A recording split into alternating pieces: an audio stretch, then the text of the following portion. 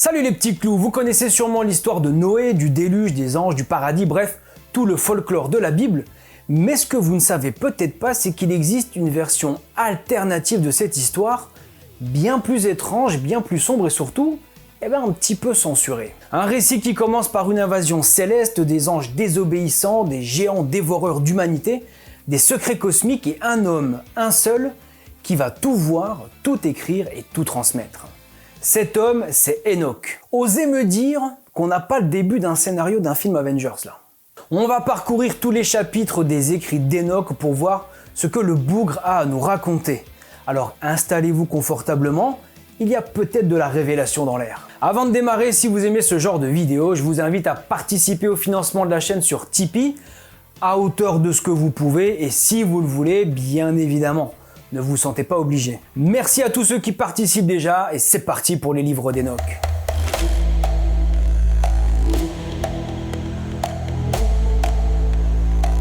Dans la Genèse, au chapitre 5, on trouve une figure mystérieuse nommée Enoch.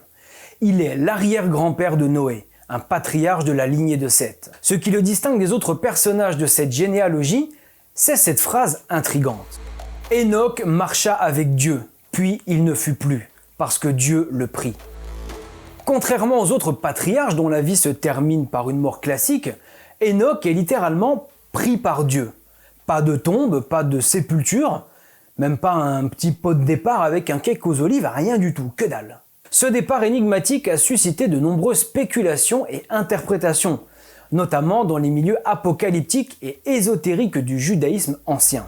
Ces milieux, très actifs entre le 3e siècle avant Jésus-Christ et le 1er siècle de notre ère, regroupaient des courants qui annonçaient l'imminence d'une fin du monde marquée par une intervention divine. Pour eux, l'histoire humaine était un combat entre des forces célestes opposées, et le salut pouvait venir que par une révélation, donc apocalypse, transmise à un élu. Ces groupes produisaient des écrits riches en visions, en symboles et en révélations secrètes sur le destin du monde. Mais ce n'est que la surface d'un récit bien plus vaste. Le personnage d'Enoch devient central dans une tradition littéraire que l'on appelle les apocryphes. Le terme apocryphe désigne, dans un contexte religieux, des textes anciens liés aux grandes traditions spirituelles, mais qui n'ont pas été reconnus comme faisant partie du canon officiel des Écritures. Alors cela ne signifie pas qu'ils sont sans valeur, car beaucoup d'apocryphes, comme le livre d'Enoch, ont exercé une grande influence sur la pensée religieuse, même s'ils ont été écartés pour des raisons théologiques ou politiques. Le plus important de ces textes est le livre d'Enoch, aussi connu sous le nom de 1 Enoch, ou livre d'Enoch éthiopien.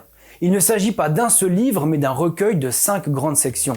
Le livre des veilleurs, le livre des paraboles, le livre des luminaires célestes, le livre des songes, et pour finir, l'épître d'Enoch. Ces textes ont été composés entre le 3e siècle avant Jésus-Christ et le 1er siècle de notre ère, en plusieurs étapes par divers auteurs anonymes issus du judaïsme apocalyptique. Leurs préoccupations tournent autour du jugement divin, des révélations célestes, du rôle des anges et du destin de l'humanité. Ils sont rédigés à l'origine en araméen et en hébreu, mais c'est en guèze qu'ils nous sont parvenus dans leur forme la plus complète. Et le guèze, c'est le nom qui désigne l'ancien éthiopien.